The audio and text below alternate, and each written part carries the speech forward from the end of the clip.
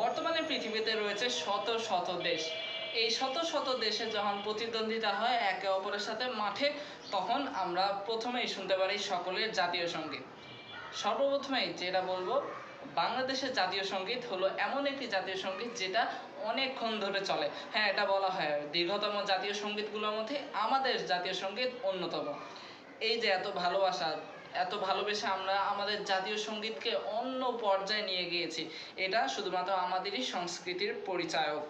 বাংলাদেশের সঙ্গীত ও সংস্কৃতি এমনই। সম্মানিত শ্রোতাবৃন্দ, আজ আমি যে বিষয়টি নিয়ে কথা বলবো সেটা হলো বাংলাদেশের সঙ্গীত ও সংস্কৃতি। সঙ্গীত ও সংস্কৃতি এমন দুটি বিষয় যেগুলো যে কোনো মানুষদের সাথে, জনগোষ্ঠীর সাথে ওতপ্রোতভাবে জড়িত। এই জড়িত থাকার ফলে সেগুলো আমাদের নিত্যদিনের সঙ্গী সাথী হয়ে ওঠে। বাংলাদেশের সঙ্গীতের কথা বলতে গেলে আমাদের সকলের মুখে মুখে চলে আসে ভাটিয়ারি জারি সারি গান, ভাওয়াইয়া গান। সেই নৌকা পাইতে পাইতে মাঝি যে গান করে মনে সুখে, সেটাই আমাদের বাঙালির ঐতিহ্য। কৃষক হাল বাইতে বাইতে যে গান করে, সেটাই আমাদের এই বাঙালির পরিচায়ক। তাছাড়া বাঙালির সংস্কৃতি অনেক বিভিন্নতায় পরিপূর্ণ। যদিও আমাদেরকে বলা হয় বাঙালি মুসলমান, তাও এই বাঙালির পরিচয় আমরা এখনো ধরে রেখেছি এবং সামনেও আশা করি আমরা ধরে রাখতে পারবো। আমাদের নাচ গান, পালা পর্বত, উৎসব এগুলো লেগেই রয়েছে। আমরা যেন 12 মাসে 13 উৎসব পালনকারী এমন একটি গোষ্ঠী। আমাদের রয়েছে পহেলা বৈশাখ, আমাদের রয়েছে নবান্ন, আমাদের রয়েছে বিভিন্ন শীতকালীন গ্রীষ্মকালীন এগুলো বিষয়ক উৎসব। তারপরে আমাদের রয়েছে ঈদ, আমাদের রয়েছে বড়দিন। আমাদের দেশে মূলত সকল ধরনের ধর্মের মিশ্রণ রয়েছে। তার ফলে আমরা ধর্ম হোক যার যার, উৎসব হোক সবার, এমন একটি কথার প্রচলন রয়েছে আমাদের মধ্যে।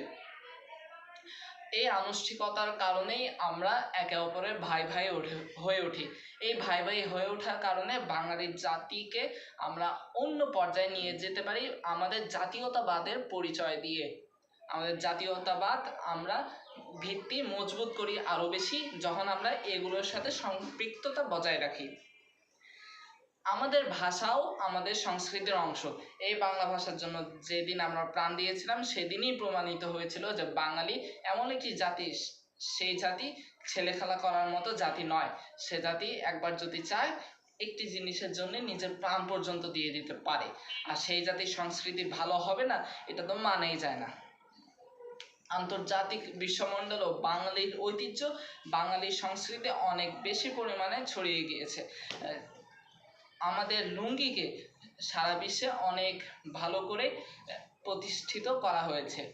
আমাদের বাংলাদেশে যখন 2015 সালে ক্রিকেট বিশ্বকাপ হয়েছিল, তখন রিকশায় করে বিভিন্ন দলের ক্যাপ্টেনরা যাচ্ছিলেন তাদের স্টেডিয়ামের দিকে। সেটি ছিল বাঙালি ঐতিহ্যের পরিচায়ক। আমাদের বিভিন্ন রকমের পোড়ামাটি কারুকার্য থেকে শুরু করে হাত পাখায় বিভিন্ন রকমের নকশা করা, এগুলো বাঙালির ঐতিহ্যের পরিচায়ক। আমরা যা কিছু খাই, পান্তা ভাত, ইলিশ, এগুলো আমাদের সংস্কৃতির পরিচায়ক। বাংলাদেশের সঙ্গীত ও সংস্কৃতি আসলেই অনন্য। আমি আমাদের এই দেশের সংস্কৃতি নিয়ে গর্বিত এবং গর্ব করা উচিত আমাদের সকলেরই। তাই আসুন এই গর্বকে অন্য উচ্চতায় নিয়ে গিয়ে বাঙালিকে আরও বিশ্বে প্রতিষ্ঠিত করি। এই আহ্বান জানিয়ে আমি আমার বক্তব্য এখানেই শেষ করব। ধন্যবাদ সবাইকে।